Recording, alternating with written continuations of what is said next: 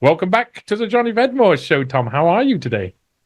I'm good, Johnny. I'm glad we're going to hopefully have an uneventful bandwidth, Yeah, let's moment just here. cross This is a fingers. perfect day. No hurricane, no power outages. Should be all good. So I'm hoping to enjoy ourselves. That's usually the type of sentence that ends with a hurricane starting. So be careful. Anyway, Or to in start Florida, off, it ends with a thunderhead coming in and like literally smiting you, yeah, and yeah, yeah. it happens all the time. So Let's be careful. And we know it's a Democratic National Convention at the moment, so there's lots of smiting going on. Right. Sorry, I didn't mean to make you choke up your tea there. To start off, then, is Kamala Harris the idiot she's been dressed up as by most of the independent media?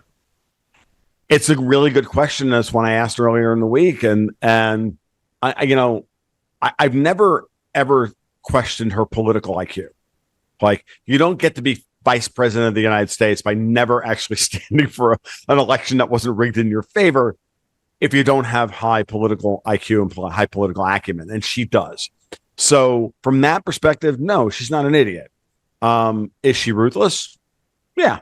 Is she, I don't know. I mean, all these things, absolutely. Is she cut from the same cloth as Nancy Pelosi and Hillary Clinton and all the rest of them? I think so. I don't think it's like hard to speculate about that. So from that perspective, yeah. And then, whatever her public persona is and whatever the media is allowing us to see of her, it would, strategically, it makes sense to lull everybody on the other side into this false sense of security that Trump has this in the bag, because as much as he rambles, she rambles worse, right? There's no way that, she could ever win this election. And if it's a normal election, Johnny, I agree with that, right? But this is not a normal election.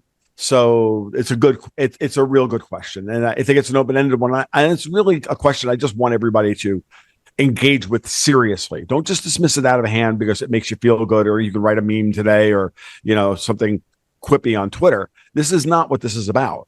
This is as serious as cancer, because this woman is cancer. She's a communist. She's a true believer. And she represents very, very dark people, be it the California wing of the Democratic Party that's in bed with the Chinese, or Obama and the Europeans, or both, which is where I'm landing now with her. And that's bad for everyone. So that's just bad for everyone. When I was preparing for this interview, I have to say that I was really impressed by that. I read through your article on that, and I've just felt you were the first person who said the words out loud that I had actually heard say that. People always underestimate their opponents.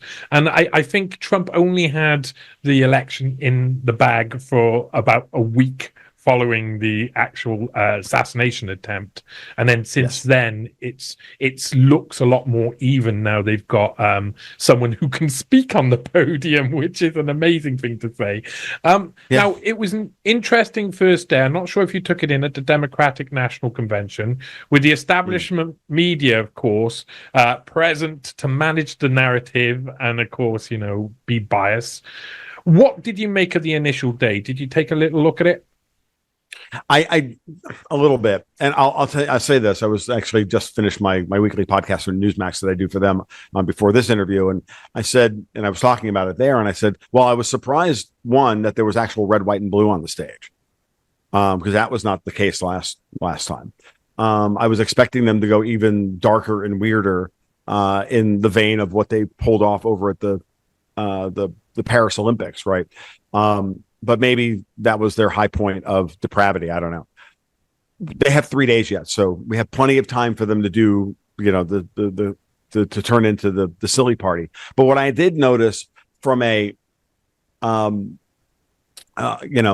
generally, is that they're trying, and this is that whole, Walz and Harris will bring the joy back to politics.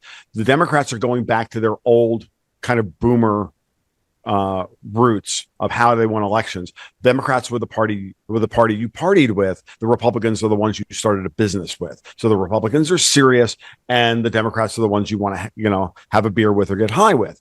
And that's literally what they presented to everybody last night. Even Hillary Clinton was like, had a smile on her face. Now, of course, she was sent out on Monday night, which tells me that she has zero power within the party and she's been destroyed, which is, okay, fine. We're done now. We can finally put a lot of the internecine Democratic politics to rest. You never want to believe that until you've actually had it confirmed. And having Hillary come out early and be one of the first speakers tells you that they don't care about her anymore and that she's not important. So whoever is running the Democratic Party, it's not the Clintonistas anymore.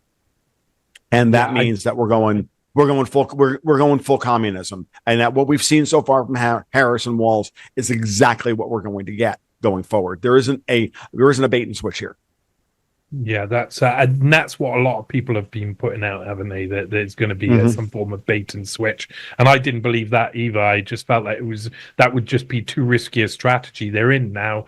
They locked into Harris and Walz, and we're going to see where that goes. And it's a very interesting times. You are quite right. The party is changing, and I think this might be like a kick out, a new, they're trying their new agenda, but the next one may be a lot different.